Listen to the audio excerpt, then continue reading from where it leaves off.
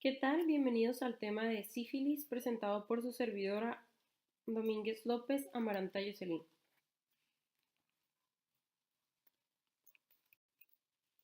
La fiebre de la enfermedad la provoca el cuerpo propio, la del amor el cuerpo del otro.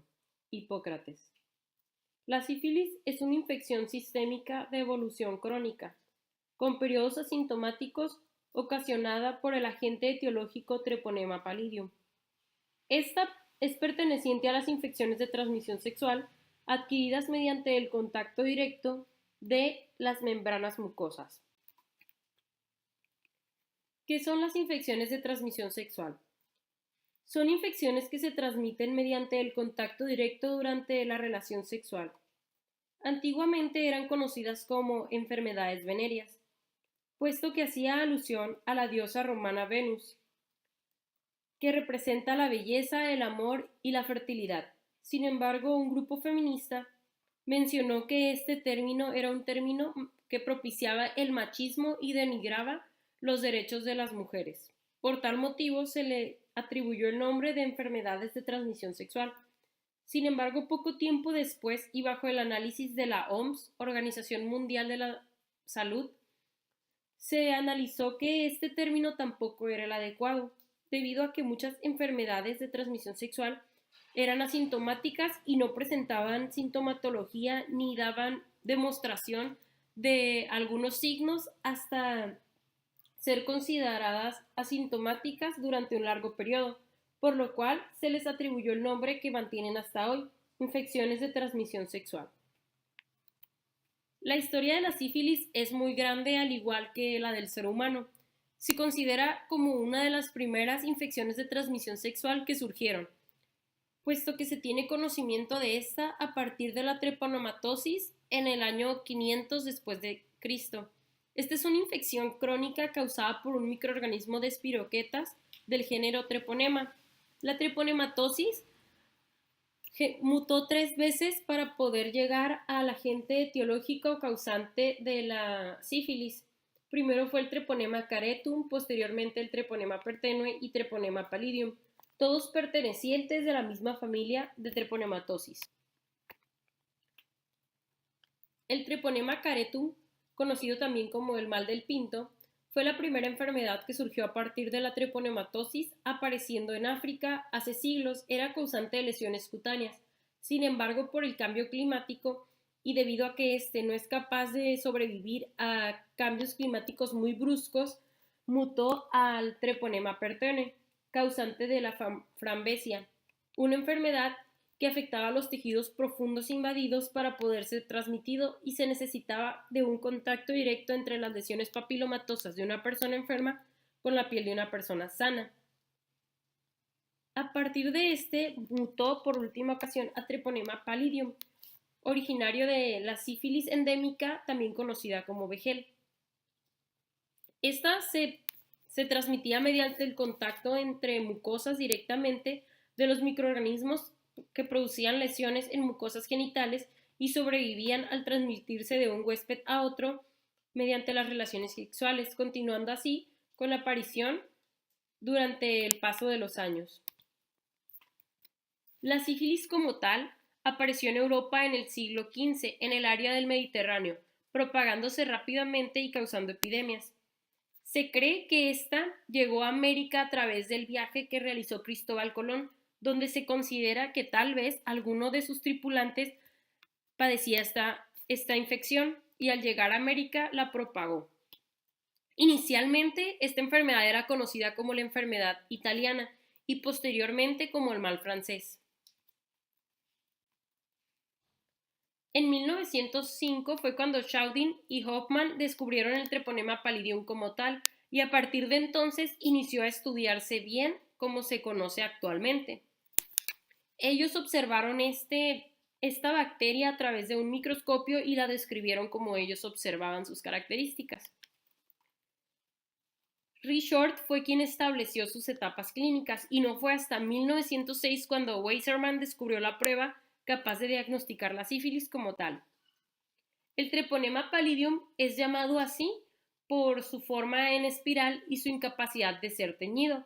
Es un organismo bacteriano que mide de 5 a 15 micras de longitud y 0.2 micras de ancho. Pertenece a la familia de las bacterias espiroquetas y tiene filamentos intracitoplasmáticos. Es incapaz de sobrevivir a cambios de temperatura extremos y su único reservorio es el hombre. Las cualidades que tiene esta bacteria como tal le dan que pueda ser muy movible en el organismo, puesto que su forma en espiral ayuda a que sea fácil de girar sobre su propio eje.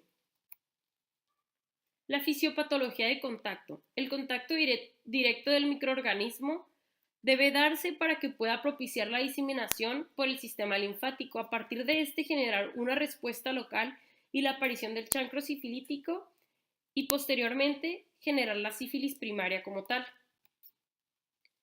La historia natural de la enfermedad de la sífilis, como todas las demás enfermedades, es a partir en dos periodos, el periodo prepatogénico y el periodo patogénico, mediado por la tríada ecológica.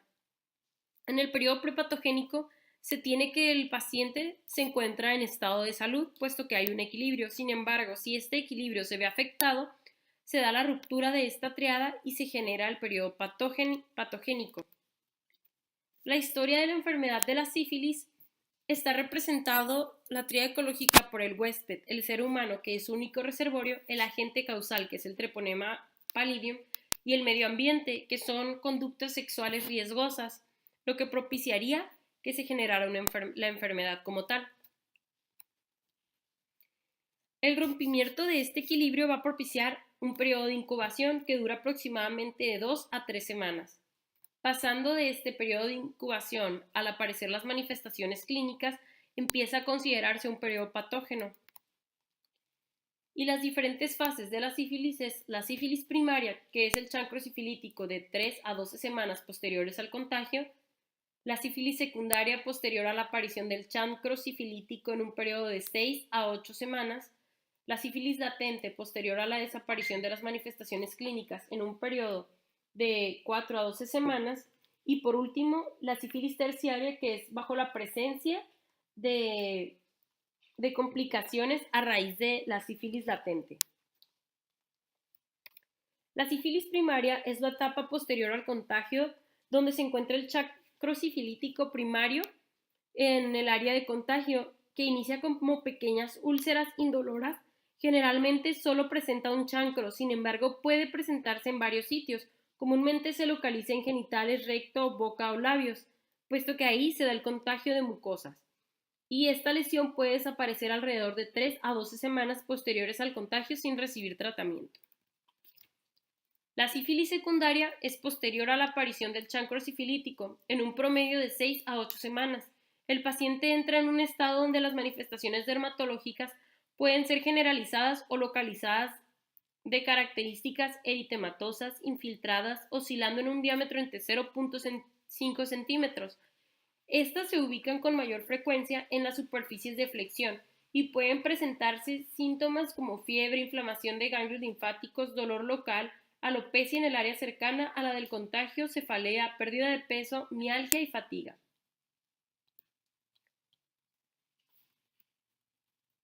La sífilis latente, también conocida como la fase oculta, es debido a que la pérdida de la sintomatología y la desaparición de las manifestaciones clínicas en un periodo aproximado de 4 a 12 semanas. Esta a su vez se va a dividir en dos grupos. La sífilis latente temprana, que es la duración del periodo de menos de 4 años y es potencialmente infecciosa, y una sífilis latente tardía, que es un periodo de más de 4 años y es considerada no infectante. Por último, la sífilis terciaria, esta última y la más grave de las etapas que encontramos, es debido a que los individuos que anteriormente se encontraban en una fase de latencia y no fueron tratados, desarrollan posteriormente signos de complicaciones de esta etapa, las cuales van desde neurosífilis, sífilis cardiovascular, gomas, y estas complicaciones pueden llevar al individuo, en el peor de sus casos, a la muerte. La sífilis durante el embarazo. Bueno, una mujer que está infectada con el virus con la bacteria de la sífilis, al igual que los hombres, va a presentar periodos en los que circulen los treponemas por el torrente sanguíneo.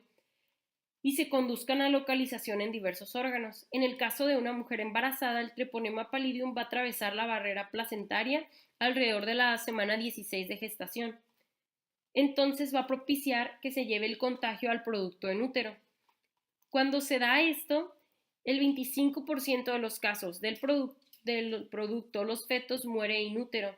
Del 25 al 30% mueren poco después del nacimiento y un 40% desarrollan sífilis sintomática tardía, las cuales pueden presentar grandes patologías como podría ser esplenomegalia, hepatomegalia y diferentes enfermedades pulmonares.